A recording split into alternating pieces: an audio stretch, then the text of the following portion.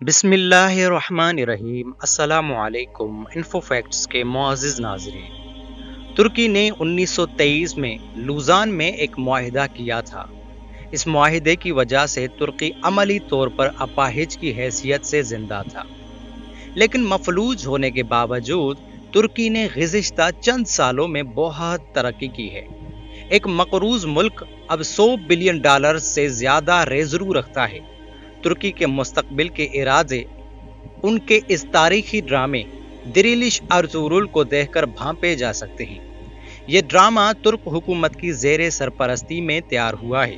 اس میں سلطنت عثمانیہ کے بانی سلطان عثمان غازی کے والد ارطغرل غازی کی انگریزوں کے خلاف کی جانے والی جدوجہد کو دکھایا گیا ہے، اور یقیناً انگریز ایسے ڈراموں سے خطرے کی بو سونگھ رہے ہیں۔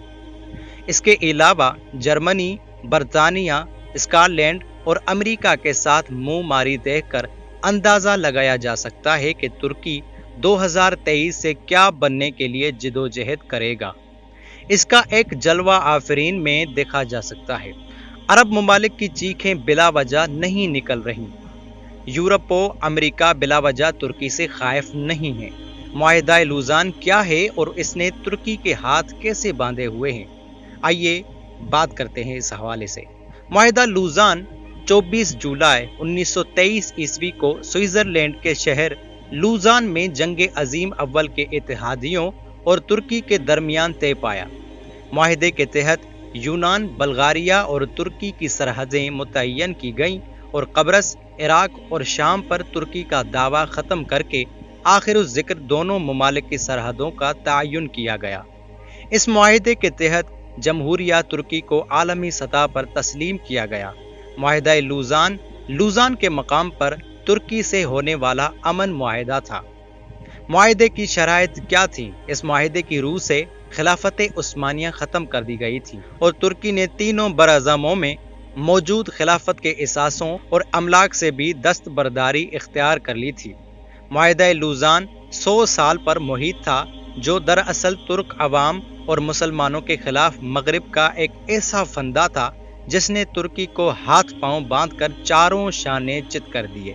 2023 میں یہ معاہدہ اپنی مدت پوری کر کے غیر مؤثر ہو جائے گا۔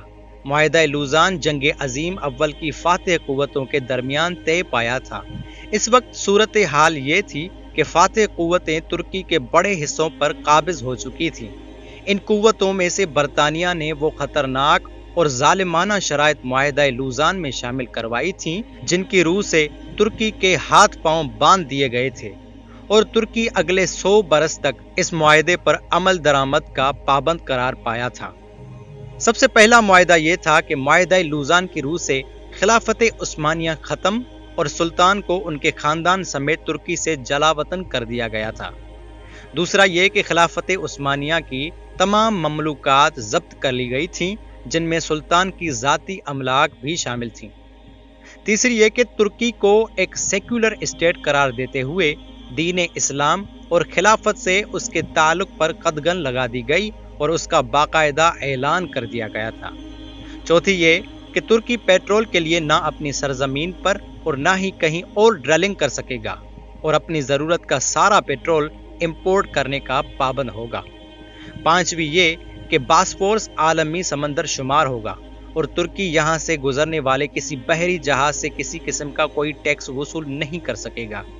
واضح رہے کہ باسفورس کی سمندری کھاڑی بحر اسود، بحر مرمرا اور بحر متوس کا لنک ہے، اور اس کی اہمیت کا اندازہ اس بات سے لگایا جا سکتا ہے کہ یہ عالمی تجارت میں ریڑھ کی ہڈی کی حیثیت رکھنے والی نہر سوئز کے ہم پلہ قرار دی جاتی ہے۔ معزز ناظرین، ویسے تو اور بھی شرائط تھے، لیکن یہ کچھ جو بیان کیے ہیں وہ مین شرائط ہیں۔ اب آپ اگر دنیا کو دیکھیں تو بہت سے لوگ اسی انتظار میں ہیں کہ کب 2023 آتی ہے اور کیا ہوتا ہے۔ کیا ترکی پھر سے خلافت قائم کر سکے گا؟ میرے خیال میں ترکی پہلے سا بالکل نہیں رہے گا۔ خلافت تو 2023 کے بعد ناممکن ہے، لیکن جو کچھ ترکی نے کھویا ہے اس میں کافی کچھ حاصل کر سکے گا اور عرب اور امریکہ کی ناک میں دم کرے گا۔ لیکن یہ بھی اندازہ لگایا جا سکتا ہے کہ 2023 کے بعد دنیا میں افراتفری ہوگی، क्योंकि ये मुआहिदा कोई आम मुआहिदा नहीं था, बल्कि इस मुआहिदे के लिए अंग्रेजों ने बहुत सी चालें चली।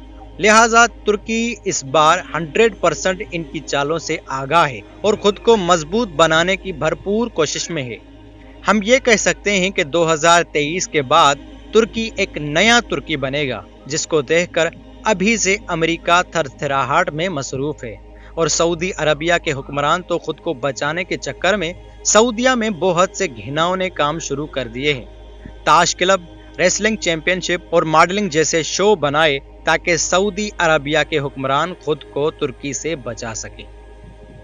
मोअज़्ज़िज़ नाज़रीन, अगर आपको ये वीडियो पसंद आई हो तो इस वीडियो को लाइक करना ना भूलें और आखिर में कमेंट बॉक्स में अपनी राय से आगाह जरूर कीजिएगा। शुक्रिया।